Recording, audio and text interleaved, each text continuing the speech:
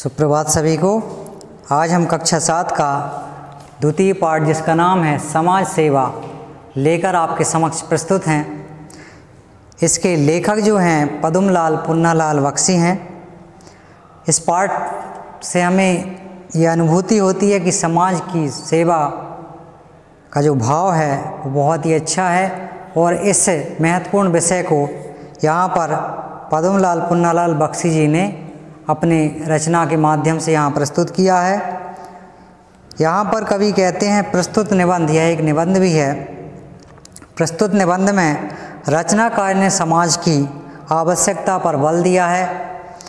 वह मनुष्य की बौद्धिक विशेषताओं का उल्लेख भी करते हैं और उसका उल्लेख करते हुए बताते हैं कि मनुष्य एक ऐसा प्राणी है जिसने अपनी जीवन शैली को दिन प्रतिदिन बेहतर बनाया है और निरंतर उसको बेहतर बनाने के लिए कार्य कर रहा है। उससे प्रगतिशील विशेषताओं के साथ साथ मनुष्य एक भावुक प्राणी भी है, मतलब भावनाओं में बह जाता है। अच्छा, एक चीज़ और है, भावुक के साथ साथ मनुष्य के अंदर जैसे ईर्ष्या भाव और प्रतियोगिता की भावनाएं भी जन्म लेती हैं। दिन प्रतिदिन बेहतर बनाता जाता है, उच्च स्तर की सामाजिक शैली को भी वह अपनाता है। मनुष्य एक भावुक प्राणी भी है, इसलिए उसने प्रगतिशील विशेषताओं के साथ साथ असमानता मतलब समान रूप से भावना होना और ईर्ष्या भेदभाव की स्थिति कभी कभी मन में आ जाती है मनुष्य के, और प्रतियोगिताओं ने भी जन्म ले लिया है। क्या हो रहा है, दिन प्रतिदिन प्रतियोगिताएं भी बढ़ती जा रही हैं। इस प्रकार समाज अधिक से अधिक उन्नतिशील बनता चला जा रहा है।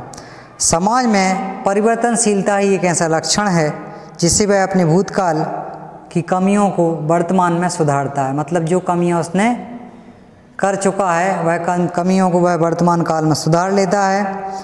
अब जैसे समाज सेवा, तो व्यक्ति समाज सेवा अनेक तरीके से कर सकता है। जैसे समाज को भोजन कराकर निःशुल्क या फिर अन्य तरीके से भी, या शिक्षा फ्री में शिक्षा भी वह दे सकता है, इससे भी समाज सेवा हो सकती है।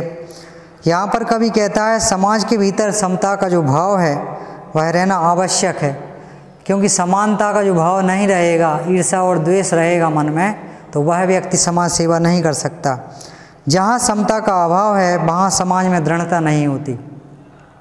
समाज में एक दृढ़ व्यक्ति नहीं रहेगा क्योंकि समता उसके अंदर नहीं है। इसलिए समता का भाव होना बहुत आवश्यक है, क्योंकि किसी प्रकार की असमानता होने पर, भेदभाव होने पर और पारस्परिक ईर्ष्या या द्वेष होने पर, अब ईर्ष्या या द्वेष क्या होता है, किसी से जलना। जैसे कोई व्यक्ति उन्नति कर रहा है, विकसित हो रहा है, तो उससे हम ईर्ष्या और द्वेष भाव सहज ही कर लेते हैं।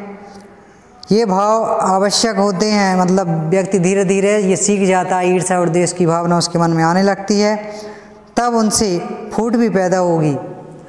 अब धीरे धीरे समाज इसमें फूटती जाती, मतलब अलग होती जाती। किसके कारण? ईर्ष्या और द्वेष के कारण तथा असमानता के कारण।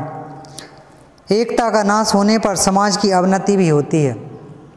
अब व्यक्ति एक नहीं रहेगा, समाज एक नहीं रहेगी, इससे क्या होगा, अवनति भी निश्चित होती है। अवनति मतलब उसकी उन्नति नहीं होती, धीरे धीरे वह पतन की ओर चला जाता है। समाज की अवनति होने पर व्यक्ति विशेष की अवनति भी अनिवार्य है। अब समाज की अवनति होगी, समाज का पतन होगा, तो निश्चित है कि व्यक्ति विशेष का पतन भी होना सहज ही निश्चित है। सच तो यह है कि समाज और व्यक्ति का पारस्परिक एक दृढ़ संबंध भी है। मतलब समाज और व्यक्ति का, व्यक्ति समाज से और समाज व्यक्ति पर निर्भर होता है। इन दोनों का एक पारस्परिक और दृढ़ संबंध भी माना जाता है।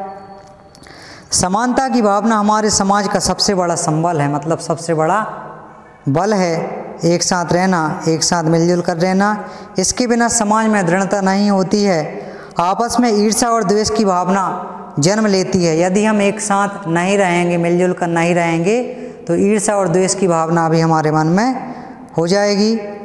इसके बिना समाज में दृढ़ता नहीं होती और जो हमारी एकता में बाधा बनती है। हम मिलजुल कर नहीं रहेंगे तो यह हमारी एकता में बाधा बनेगी और हम कमज़ोर होते जाएंगे। किसी समाज की एकता का अभाव का पारस्परिक संबंध है, एक से एक जुड़कर ही समाज बनता है। मतलब प्रत्येक व्यक्ति से जुड़कर ही समाज का निर्माण होता है। एक की समृद्धि से दूसरा आगे बढ़ता है, एक के बिना दूसरा व्यक्ति आगे नहीं बढ़ सकता। अर्थात मिलजुल कर ही हमें समाज में कार्य करना पड़ता है। यदि हर व्यक्ति उन्नत होगा तो समाज का स्वरूप बदलेगा, मतलब उन्नति करेगा तो समाज भी निश्चित ही उन्नति करेगी। समाज समृद्ध होगा तो व्यक्ति का जीवन भी प्रभावित होगा।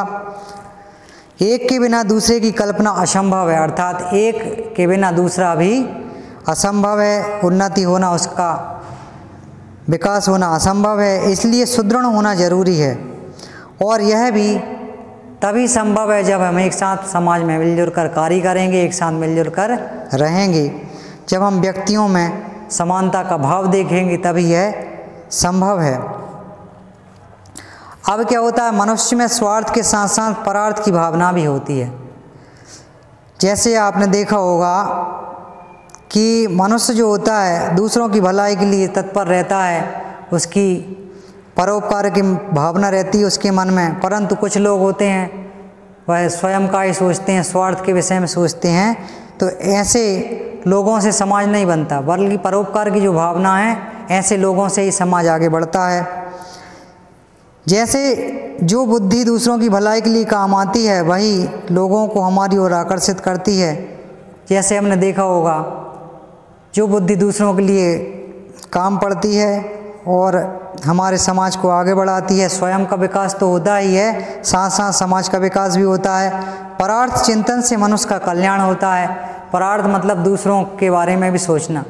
आज यह जो कार्य है दूसरों के बारे में सोचना व्यक्ति ने बहुत कम कर दिया है, वह स्वयं के बारे में ही सोचता है, जिससे समाज स्वार्थी हो गया है। परंतु कहीं ना कहीं हमें आज इसके बारे में सोचना पड़ेगा, परार्थ के बारे में सोचना पड़ेगा, अर्थात दूसरों की सहायता, दूसरों के भला करने के बारे में हमें सोचना पड़ेगा। इसलिए हम कह सकते हैं कि परार्थ चिंतन भी एक तरह का उच्च कोटि का स्वार्थ चिंतन ही है, क्योंकि इससे जन कल्याण तो होगा और हम भी मनुष्य हैं। तो क्या होता है, हम स्वयं के बारे में सोचेंगे तो यह एक स्वार्थ का कार्य होगा, परंतु हम दूसरों के बारे में सोचेंगे तो इससे हम तो समृद्ध होंगे ही, साथ साथ हमारा समाज भी समृद्ध होता जाएगा और उसका कल्याण भी संभव है। समाज में समता का भाव होने पर भी सर्वत्र विषमता देखी जाती है। अब समाज में क्या है, समता का जैसे भाव आ भी जाए तो सर्वत्र विषमता देखी जाती, सभी एक जैसे हों यह निश्चित नहीं है। समाज में दीनों और दुखियों का अभाव नहीं रहता। यदि हम समानता का भाव रखेंगे तो कौन दीन दुखी है, कौन गरीब है और कौन बड़ा आदमी है, इसके बारे में हम ज़्यादा नहीं सोचेंगे। असमानता का जो भाव है वह नहीं रहेगा। कुछ लोग अंगहीन होने के कारण असहाय होते हैं। अब जैसे कुछ लोगों के अंग जो हैं वह अंग भंग हो जाते हैं तो वह भी एक विषमता आ जाती है उसमें मनुष्य के अंदर, वह भी विषमता के कारण उन लोगों से अलग हो जाता है। कुछ लोग बिल्कुल अनाथ हो गए हैं, जैसे कुछ लोग होते हैं जिनके ऊपर से माँ बाप का साया उड़ जाता है, वह भी समाज में अलग से हो जाते हैं। हमें उनको भी साथ लेके चलना चाहिए, उनसे भी समानता का भाव रखना चाहिए, जिससे समाज की सेवा होगी, समाज निरंतर आगे बढ़ेगा और विकास करेगा। कुछ लोग आज्ञ होते हैं और कुछ लोग कुपथगामी होते हैं। इन सब की सेवा करना, सबके हित के लिए काम करना समाज सेवा है। कुछ लोग ज्ञानी होते हुए भी समाज के बारे में ज़्यादा नहीं सोचते, स्वयं के कार्य में निरंतर लगे रहते हैं, तो ऐसा नहीं करना चाहिए। हमें समाज के स्वयं के साथ साथ समाज के बारे में भी सोचना चाहिए, उसके कल्याण के बारे में भी सोचना चाहिए। इस देश में, देश के समाज में आजकल गरीबों के उत्थान की जो चेष्टा की जा रही है यह समाज सेवा ही है। आज हमने देखा होगा कि बहुत से गरीब परिवार होते हैं तो उनकी कुछ लोग सहायता करते हैं।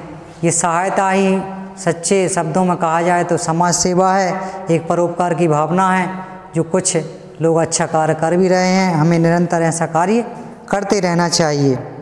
हमारे समाज में समता की भावना होते हुए भी विषमताएं देखने को मिलती हैं। जैसे कुछ लोग, मैंने पहले बताया, शारीरिक रूप से कमज़ोर होते हैं, उनके लिए हमारे समाज को आगे आना चाहिए, उनके लिए भी कुछ कार्य करते रहना चाहिए। कुछ लोग अज्ञानता के कारण लाचार होते हैं। जैसे कुछ लोग होते हैं शिक्षित नहीं हो पाते, वह गरीबी में जीवन व्यतीत करते हैं, तो उन्हें भी हमें उनके लिए भी कुछ न कुछ सहायता करते रहना चाहिए। कुछ लोग गलत राह पर चलते हैं जिससे वह लाचार हो जाते हैं और अपना जीवन जो है बर्बाद कर लेते हैं, व्यर्थ में ही अपना जीवन नष्ट कर लेते हैं। ऐसे लोगों के लिए भी हमें कुछ कार्य करना चाहिए जिससे वह सही राह पर आ जाएं। किसी भी तरह इनके लिए काम करना ही समाज सेवा कहलाता है। मतलब ऐसे जो लोग हैं जो गलत राह पर चल रहे हैं, या फिर शारीरिक रूप से कमज़ोर हैं, या फिर अशिक्षित हैं, ऐसे लोगों के लिए काम करना ही समाज सेवा है। इनकी सेवा से समाज की तस्वीर बदलती है। यदि हम इन लोगों की सहायता करेंगे, अर्थात सेवा करेंगे, तो इससे समाज की जो तस्वीर है, समाज की जो स्थिति है, वह सुदृढ़ होगी और हमारा समाज निरंतर ही बदलता रहेगा। हमारा समाज समृद्ध बनता जाएगा। इनकी सेवा से हमारे उच्च गुणों का विकास होता है। अब हम इनकी सेवा करेंगे, इनकी सहायता करेंगे, तो हमारे समाज में उच्च गुणों का विस्तार होगा, विकास होगा। इससे क्या होगा, व्यक्ति और देश का भी विकास होगा। मतलब व्यक्ति का विकास तो होगा ही, साथ साथ हमारे देश का भी विकास होगा। तो ये जो पाठ है, जैसा कि इसमें लिखा हुआ है समाज सेवा, समाज सेवा को मैंने विभिन्न तरीके से आपके समक्ष समझाया, प्रस्तुत किया। तो आपको आशा करता हूँ समझ में आया होगा। धन्यवाद।